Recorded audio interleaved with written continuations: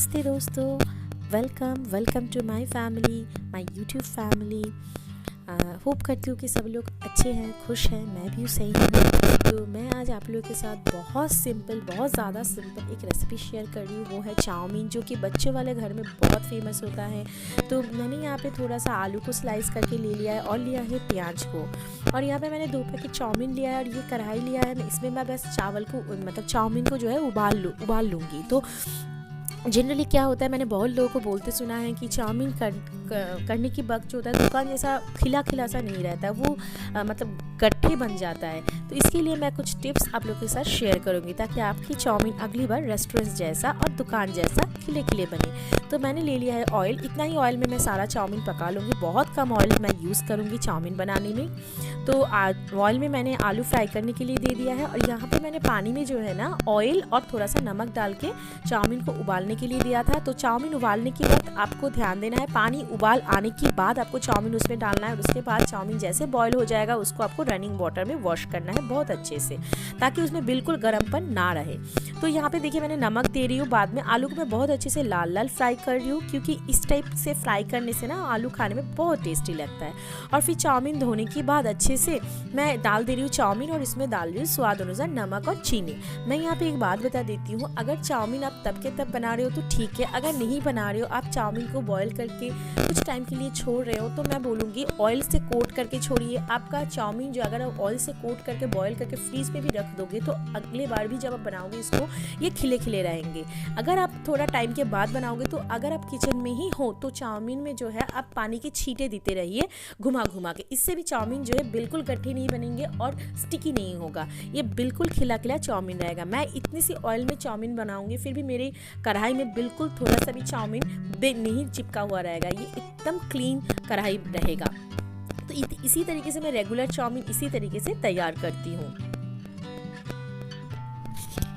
और इसके बाद मैं इसमें डाल रही हूँ प्याज को मैं लास्ट में इसलिए ऐड कर रही हूँ। प्याज को अगर ऑयल में फ्राई करते हैं ना तो बहुत लोगों को एसिडिटी अम्बल होने का चांसेस रहता है।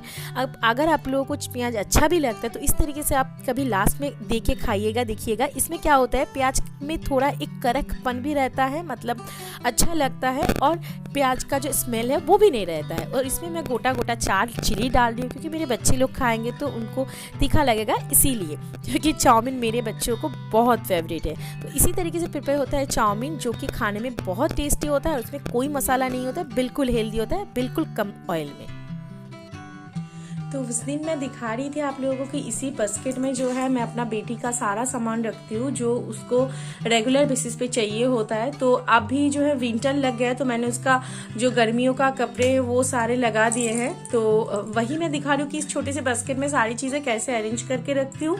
तो सबसे पहले देखिए इस साइड में मैंने इस तरीके से रोल करके ना, ये उसका सारा, इस साइड में उसका सारा जो है गर्मियों का कपड़ा है, तो इसको इस तरीके से रोल करके बस इसको इस तरीके से मैंने लाइन से लगा के रखा है। तो इससे मुझे आसानी होता है, दिखता है कि कौन सा कहाँ पे है, और जो है लेने में भी आसानी होता है और जगह भी कम खाता है।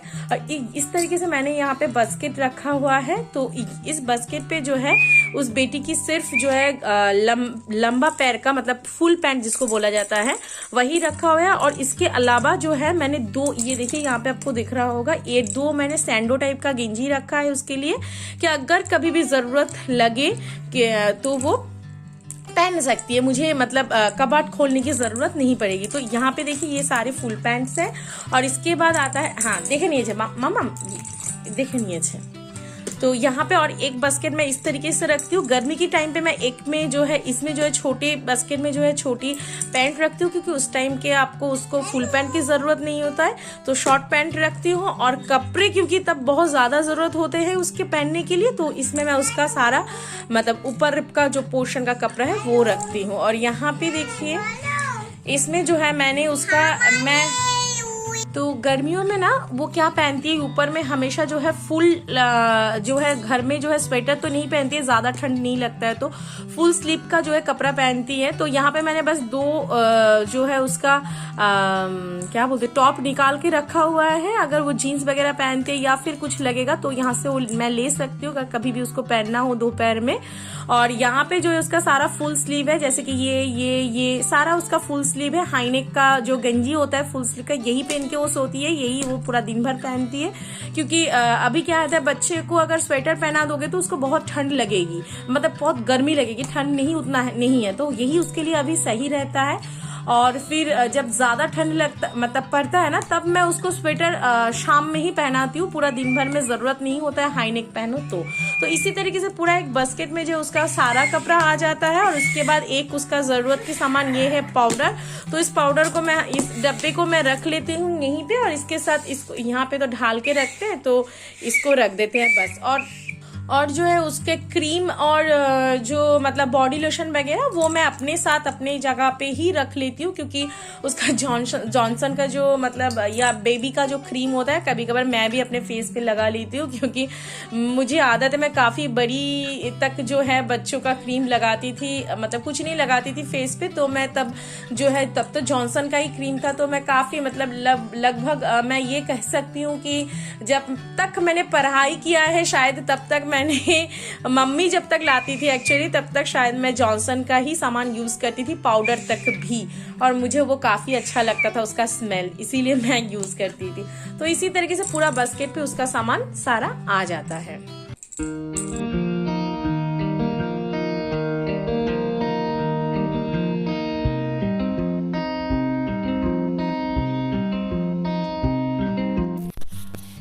फिर मैं आप लोगों के साथ शेयर कर रही हूँ सादा पराठा।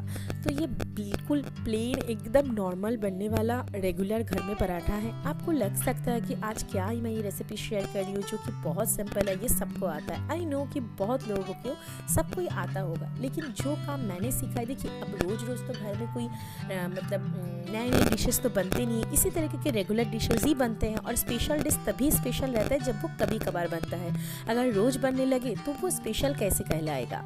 तो इसीलिए मैं इसीलिए शेयर कर रही हूँ क्योंकि मुझे लगता है, क्योंकि मुझे पहले सब कुछ नहीं आता था, मैं करते करते सीखी हूँ। मुझे एक्चुअली कुछ भी नहीं आता था उस तरीके से देखा जाए तो, मैं करते करते काम सीखी हूँ। क्योंकि मम्मी के घर में रहते हैं तो बेटियों को जनरली कुछ करना नहीं पड़ता है, इसीलिए मुझे लगता है कि जो लोग मेरे तरह है उनको शायद कुछ मदद हो जाएगा। तो यहाँ पे देखिए मैंने मैदे में मयाम लगाया है, ऑयल, चीनी और नमक डाल के। हम लोग चीनी थोड़ा सा डालते हैं मैदे में, इससे पराठा का टेस्ट जो है ना बहुत अच्छा लगता है। तो अच्छे से उसको हम मल लेंगे और उसके बाद मुट्ठी पका के देख लिया कि मयाम जो है उसमें अच्छे से हुआ कि नहीं हुआ है।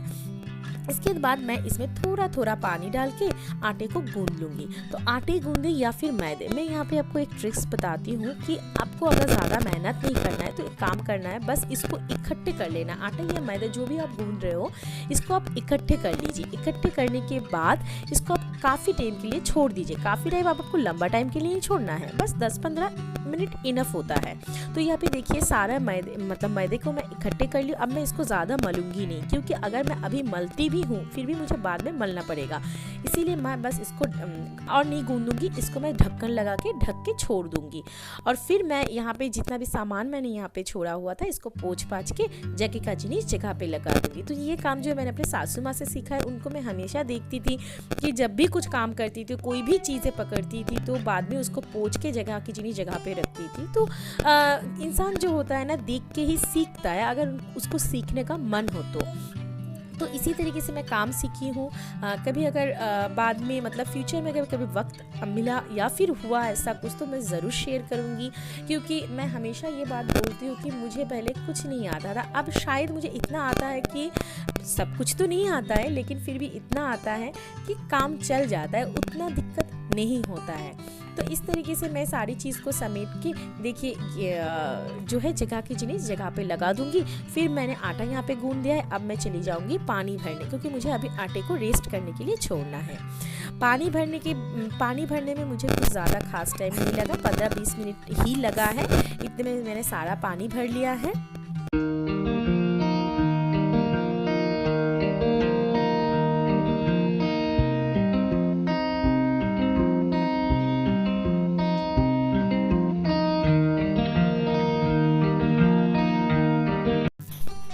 यहाँ पे मैंने ढक्कन हटा के थोड़ा सा इसको मल लिया है। ये जब मैं मल रही थी ना 15-20 मिनट के लिए ही छोड़ा है, देखिए कितना स्मूथ टेक्सचर आया है। इसी से आपको पता चलता है कि आपने सही मैदा गूंदा है। यहाँ पे देखिए ये इसमें ज़्यादा खिंचापन नहीं है क्योंकि इसका मयम जो है सही से लगा है। अगर बहुत कम मयम लगता तो ये बहुत ज़्यादा इलास्टिक की तरह खिंचता। तो इसी तरीके से ये जो है पराठा का आटा गूंदना कंप्लीट हो जाता है। और मैंने लई बना लिए हैं छोटे छोटे, क्योंकि मैं राउंड शेप का पराठा बनाऊंगी जो कि बहुत आसान होगा, मतलब सुविधा भी होगा, इसमें टाइम कम लगता है और ये बेलने में भी उतना दिक्कत नहीं लगता है। तो इसमें मैं बहुत कम ऑयल भी यूज़ करूँगी क्योंकि ये रेगुलर खाने के लिए मैं बना रही हूँ रोज़ की ज़िंदगी में, इसीलिए। तो सबसे पहले मैंने थोड़ा सा ऑयल जो है उस पर ब्रश कर लिया है। और ये मैं आपको साथ इसलिए शेयर कर रही हूँ, मैंने काफ़ी लोगों को देखा है कि उनको बेलना सही से नहीं आता है, इसीलिए टाइम लग जाता है। तो देखिए मैंने बस 2 ही बार इसको उठाया, ज़्यादा बार उठाया भी नहीं, तो मेरा राउंड शेप का पराठा तैयार हो गया है। तो एक बात बता देती हूँ, ये पराठा आपको थोड़ा रोटी से मोटा बेलना है, क्योंकि नहीं तो ये पराठा जो है पापड़ जैसा हो जाएगा, नरम नहीं बनेगा। तो पराठा बनाओ आटे का या फिर मैदे का, कुछ भी चीज़ बनाओ, आपको तीनों चीज़ पे ध्यान देना होता है, गूंदना, बेलना और सेकना। तो ये देखिए मैंने 2 साइड, एक बार लंबाई में बेला है और एक बार लंबाई से छोड़ के चौड़ाई में बेला है। इसी तरीके 2 दिख से बेलने से ही मेरा पराठा जो है, मैं इसी तरह से लूची भी बेलती हूँ, तो वो भी राउंड शेप का होता है, ऑयल लगा के ही बेलती हूँ। तो मैं देखिए ये पराठा भी सेकने के लिए दे दूँगी। तो सबसे पहले मैं इसको हल्का हल्का सेक लेते हैं। सारे जो लई मैं एक मतलब साइड बाई साइड कर रही हूँ, मैं एक एक से बेल रही हूँ और एक एक सेकने के लिए दे रही हूँ, ऐसा नहीं कि बेल के रख रही हूँ, तो फिर इससे चीज़ें ख़राब होता है। साथ के साथ करने से ना काफ़ी अच्छा रहता है। यहाँ पे मैं छोटी सी टिप्स और एक शेयर कर रही हूँ, कभी भी लूची बेले ऑयल से या फिर पराठा, अगर आपका लगे कि कहीं से भी राउंड थोड़ा सा कम हुआ है, आप जब उसको निकाले ना जहाँ पे आप बेल रहे हो, तो जिस साइड से थोड़ा सा कम है, यहाँ से थोड़ा सा कम है, ऊपर में थोड़ा सा कम था, तो जब मैं इसको निकालूंगी इससे, मतलब जहाँ पे हम बेलते हैं उससे जब हम निकालेंगे तो उस पर्टिकुलर जगह पे पकड़ के ही उसको निकालेंगे। तो इससे क्या होता है, इस पे जो खिंचाव आएगा ना इस पे, इससे ये पराठा पूरा राउंड बन जाएगा जब हम इसको अब तवे पे डालेंगे। ये देखिए।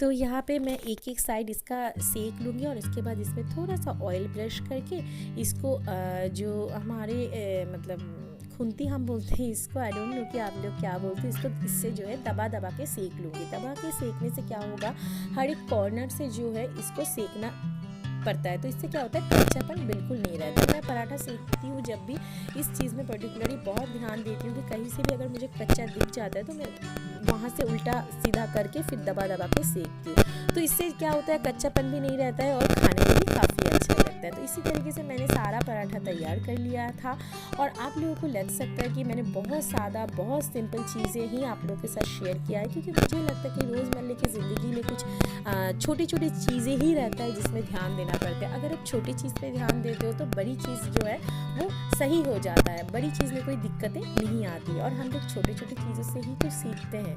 पता नहीं आप लोगों को ऐसा लगता होगा कि नहीं, मुझे तो ऐसा ही लगता है। तो इसी तरीके से मैं सारा पराठा सेक लेती हूँ, फिर आप लोगों के साथ बात करती हूँ।